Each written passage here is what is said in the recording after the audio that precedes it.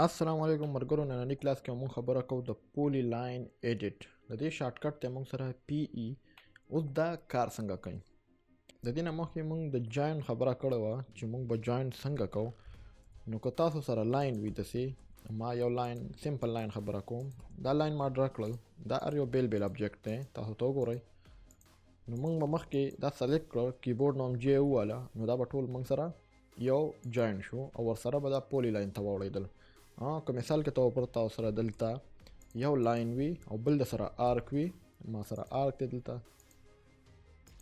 صحیح ده او بیا رالم بیا مې دلته جے پریس کا او انټر مې کړه نو دا به ما سره هم جوین کېږي او پولی لاین ته به اوړي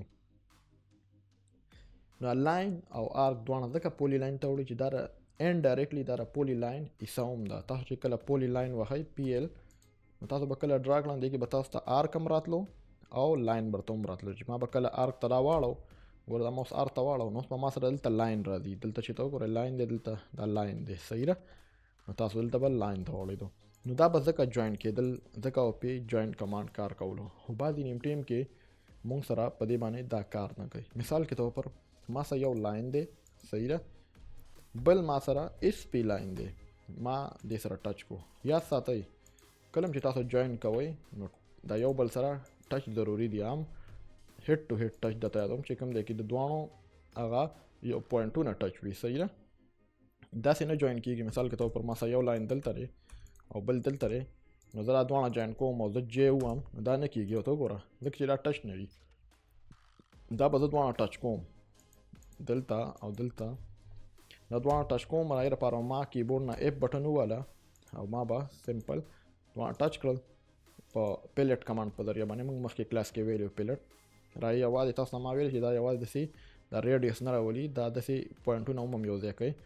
د دواړه پیلټ په ذریعه وشو خو اوس هم دا لاین دی بیل بیل نو هغې نه بعد به موږ کیبورډ نه جې پریس کړه نو دا به موږ سره پولی لاین ته واوړېدو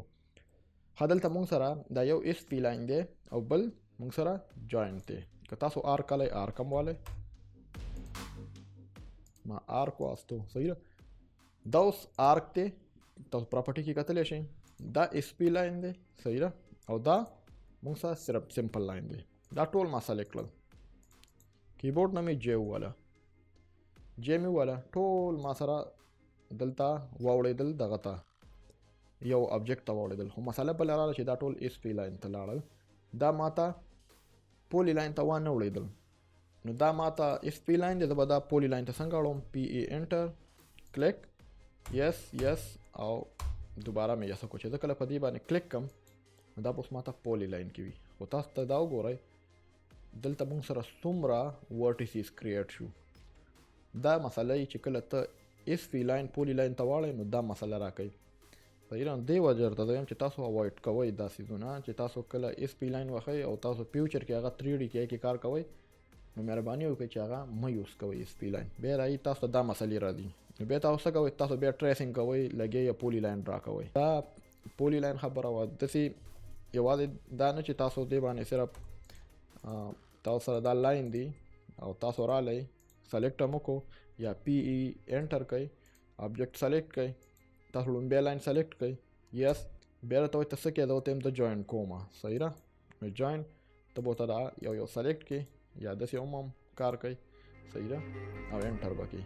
او دوباره به انټر کړي نو ته ګوره چې کله په دې کلیک کړي نو هغه لاین یې ورته پولی لاین ته واړول صحیح ده هغې نه بعد تاسو دې سره ایډ کرو ورته اړوئ امید دی تاسو ته پولی لاین ایډیټ دا به تاسو ته کلیر شي د دې مین کار دا چې عام لاین شو یا اس پی لاین شو کله پولی لاین ته راړوئ نو په دې طریقه راوړئ